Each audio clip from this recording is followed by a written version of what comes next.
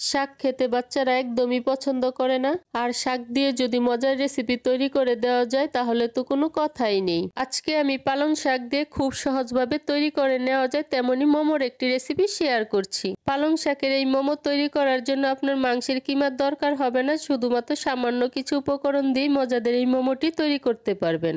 মোমো তৈরি করার জন্য এখানে আমি 1 আটি পালং শাক নিয়েছি, তারপর ধুয়ে জলে ভাপিয়ে এটাকে আমি পেস্ট বানিয়ে নিয়েছি।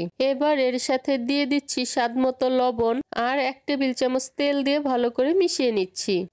মিশিয়ে নেওয়া হয়ে গিয়েছে, এবার ময়দা দিয়ে এটাকে একটা খামিরের মতো বানিয়ে নিচ্ছি।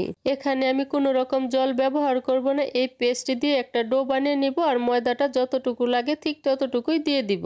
মেখে নেওয়া হয়ে গিয়েছে, এবার এটাকে আমি এভাবে 5 মিনিটের জন্য রেখে দিব। পুর তৈরি করার জন্য এখানে আমি 3টি মাঝারি সাইজের আলু সিদ্ধ করে গ্রেটার দিয়ে গ্রেট করে নিয়েছি। এখন এই গ্রেট করে নেওয়া আলুর সাথে দিয়ে দিচ্ছি স্বাদমতো লবণ, ধনেপাতা কুচি, পেঁয়াজ কুচি, ক্যাপসিকাম কুচি, পেঁয়াজ পাতা কুচি ও বিট লবণ দিয়ে খুব ভালো করে মেখে নিচ্ছি।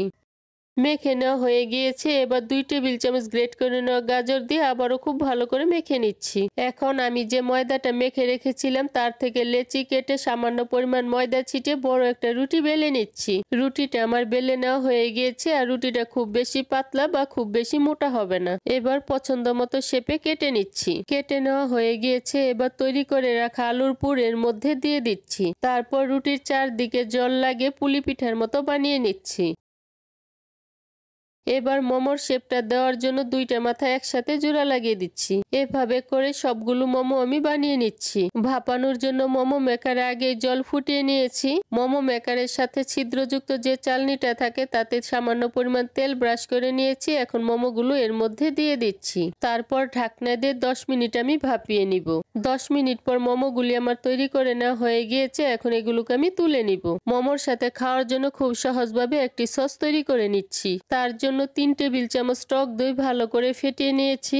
এবার এর সাথে দিয়ে দিচ্ছি চিলি ফ্লেক্স, বিট লবণ আর অরিগানো দিয়ে খুব ভালো করে মিশিয়ে নিচ্ছি। তারপর 1 চা চামচ লেবুর রস দিয়ে খুব ভালো করে মিশিয়ে পরিবেশন করে নিলে তৈরি হয়ে যাবে পালং শাক দিয়ে মজাদার এই মোমো। আজকের এই সহজভাবে তৈরি মোমোর রেসিপিটি যদি ভালো লেগে থাকে তাহলে আমার চ্যানেলটিকে সাবস্ক্রাইব করে পাশে থাকা বেল আইকনে প্রেস করতে ভুলবেন না। এতে করে আমি যে নতুন নতুন রেসিপি আপলোড করব সবার আগে নোটিফিকেশন আপনি পেয়ে যাবেন। আজকের মতো এখানেই বিদায় নিচ্ছি, দেখা হচ্ছে পরবর্তী নতুন কোনো রেসিপিতে।